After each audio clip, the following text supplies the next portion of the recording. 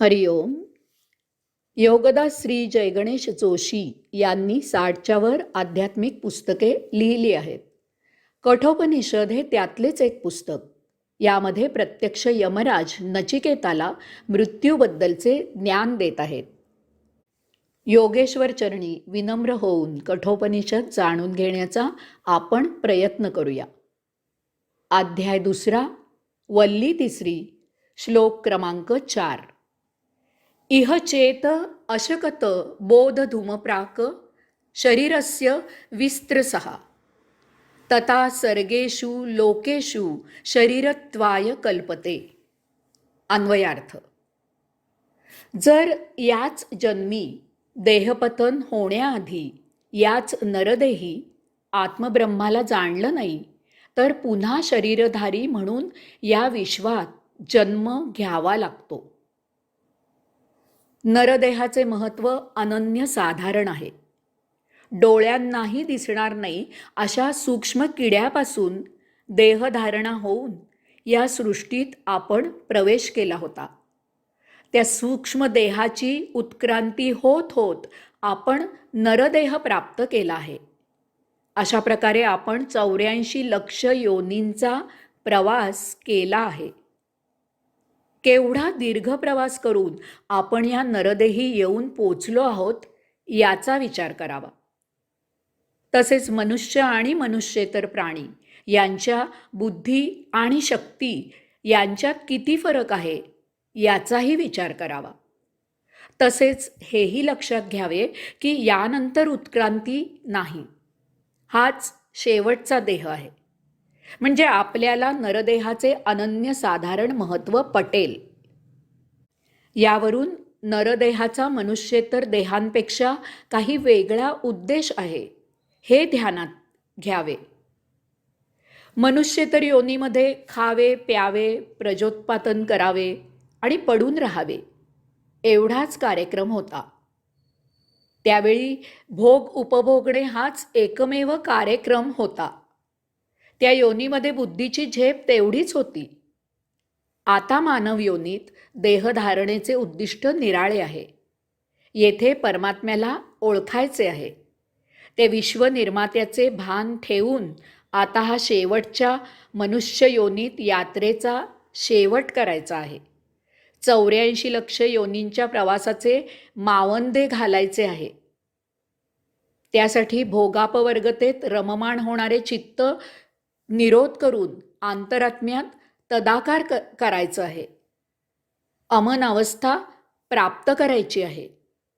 चित्त अंतरात्म्यात एकरूप झाल्यावर तो ओंकाराचा अनाहत नाद ऐकून अंतरात्म्याच्या अपेक्षेप्रमाणे योग साध्य करायचा आहे. अंतरात्मा आणि परमात्मा यांची फारकत होऊन 84 लक्ष योनींचा प्रवास करून झाला आहे. आता अंतरात्मा आणि परमात्मा यांच्या मिलनाने कैवल्यानंद घ्यायचा आहे. नरदेही भोगापवर्गतेत जीवन न उपभोगता नित्यानंद, कैवल्यानंद असं जीवन जगून कृतार्थ व्हायचं आहे. मुक्ती प्राप्त करायची आहे.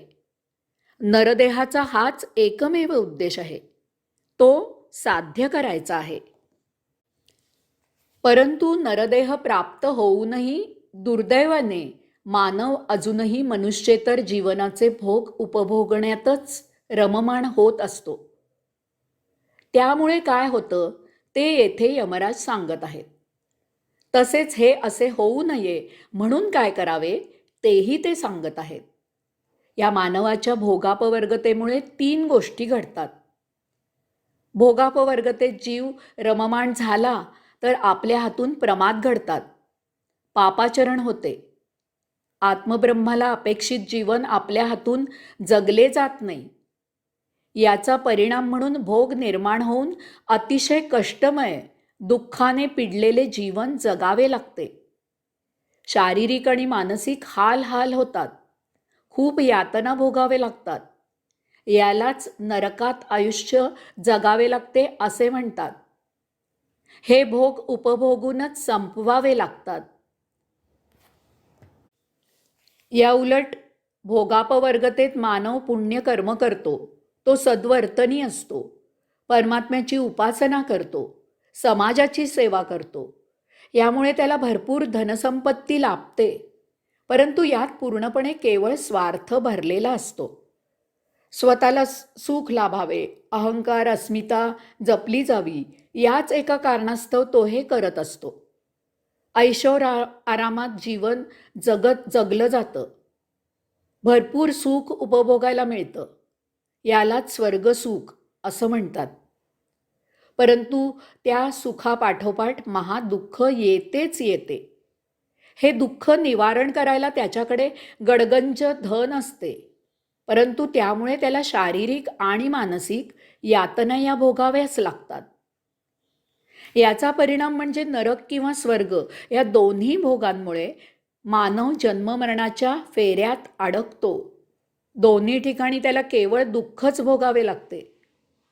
यास्तव यमराज सांगत आहेत की आत्मब्रह्माचे भान ठेवून याच नरदेही मुक्ती प्राप्त करावी, केवळ आनंद प्राप्त करावा. हरिओम.